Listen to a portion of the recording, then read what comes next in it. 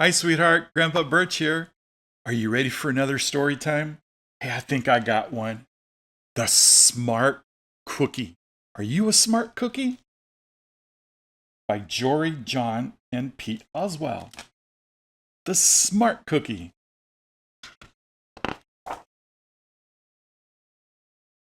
Ooh, look at all this. Looks like they're going to school. I don't know. Let's find out. The Smart Cookie. Looks like he's in a laboratory. What do you think? Are you in a laboratory?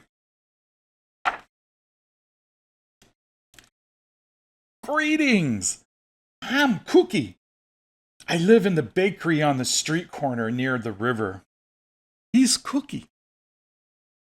And there's the street corner. Come on in. Let's check it out.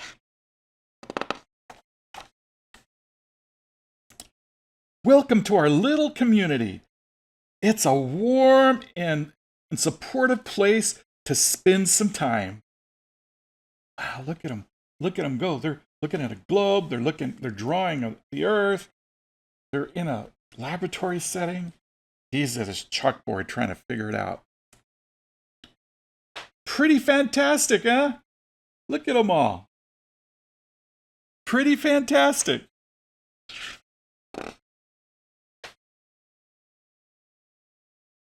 These days, life is sweet.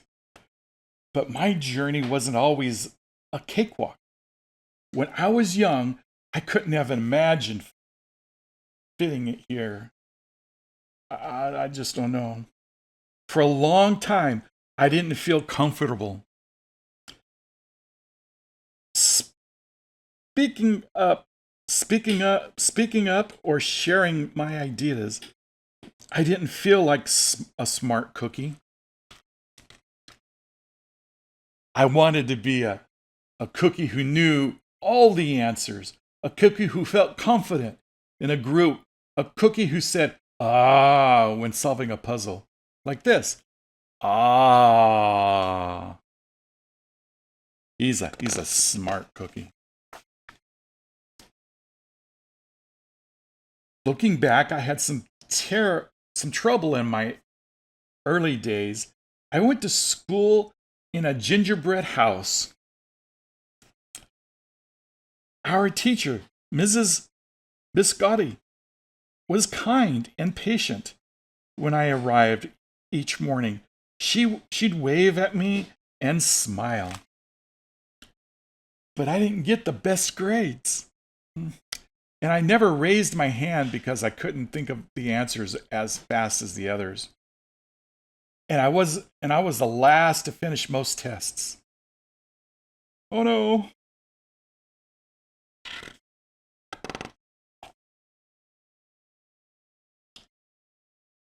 It wasn't because I didn't care, and it wasn't because I didn't try.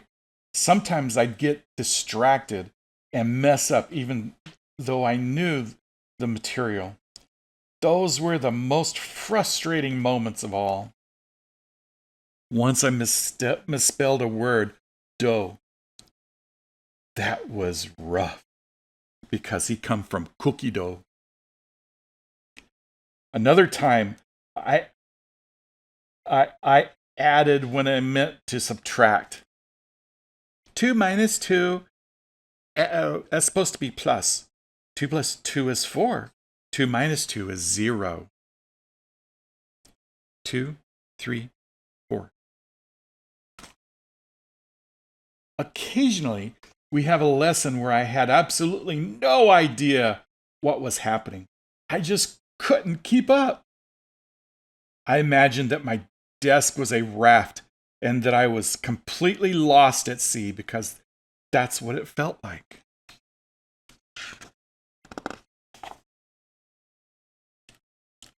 At night, I slept in a cookie jar and I had about 6 dozen roommates. I stay awake and stare out the window and worry. He's in a cookie jar staring out the glass.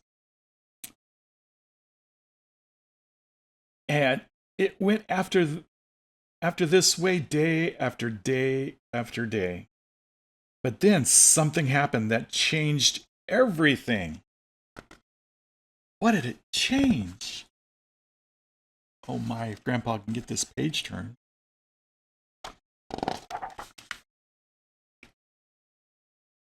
It all started with a homework assignment.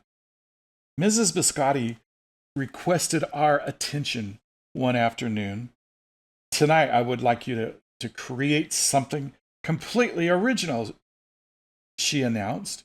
It can be anything you want. Please bring it to class tomorrow. Homework. That was it. There were no further instructions. Mrs. Biscotti winked at me as I gathered my belongings to end the day. I felt like I had a million butterflies in my stomach. Oh, he's so queasy. Create anything? Something original? Due tomorrow? Ugh, what am I going to do? Ugh, I can't think of anything. When I got home, I immediately went to work. Oh my. At first, I tried a cooking project. The results were half-baked. Next, I tried to hammer a nail. Something it splintered immediately. Broke the nest.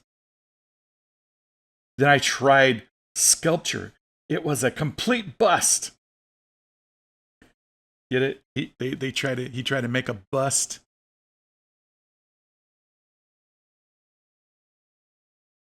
Then I tried making it was a complete bust. Okay. I wondered if I was about to fail yet another assignment. I was stuck. He was stuck. I stared out the window and watched the rain hit the river. There was something mesmerizing about the water, how it moved in such a chaotic way, swirling around and around, yet ultimately figuring out exactly where it needed to go. Suddenly, I had an idea. I decided to write something original. A poem. He wanted to write a poem.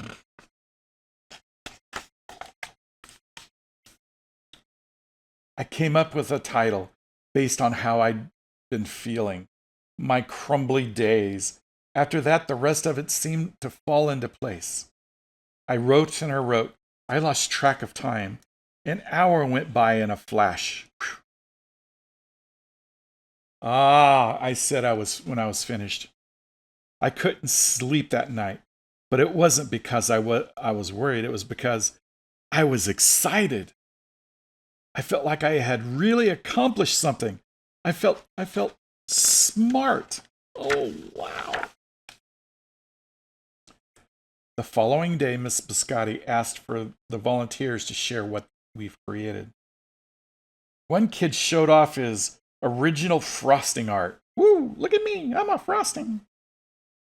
His frosting art. He got up there and sprinkled everything but himself. Another kid revealed her sprinkle distribution machine. Her sprinkle distribution.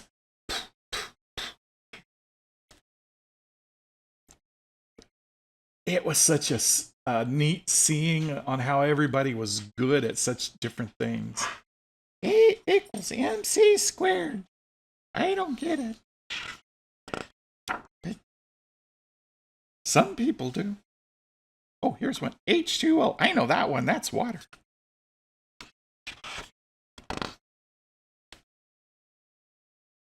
Finally, Miss Biscotti turned to me. Would you like to share anything, she asked. Gulp.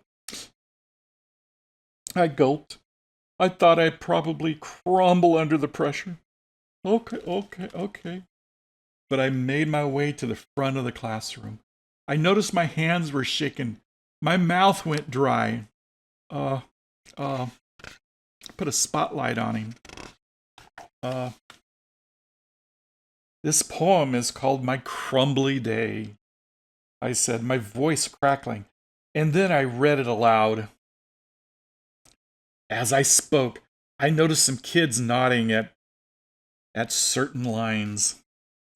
Other kids laughed at parts that were supposed to be funny. As I built toward the finale, that's the final phrase, I felt myself becoming more confident and animated. And in the end, everybody clapped and cheered. I promise you this, I'll never, ever forget it. Wow. Mrs. Biscotti was beaming. No one but you could have written that poem, she said. It was completely original. Oh, wow, it touched everybody. Ah, I had done it.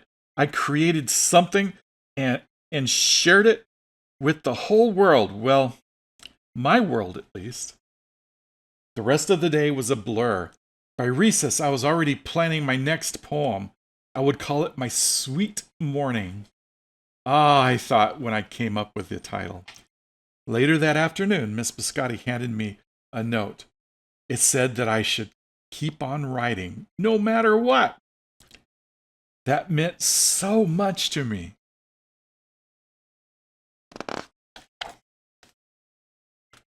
School was a bit different after that. I wasn't so scared to raise my hand or ask a question. I shared my work. Sure, some things still didn't come as easily for me as they did for others. But now I know that you can be smart in many different ways, like movies or skateboarding or muscle building or helping others or just dancing. You don't have to have the answers to every question or suddenly be great in everything all at once. You just need the chance to try all kinds of things to find out who you are and what you like to do.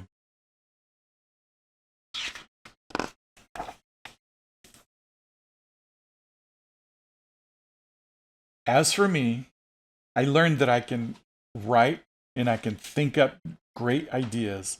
Other things I'm good at, too. I no longer feel lost at sea. It's more like floating down a river.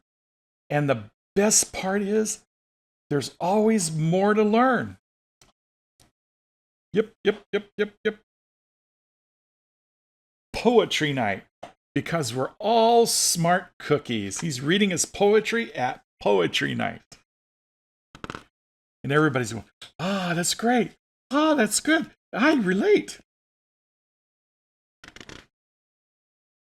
And that is the end of the story. What did you think? What did you think about the smart cookie? All right, bye for now. And remember, Grandpa Birch thinks you're special.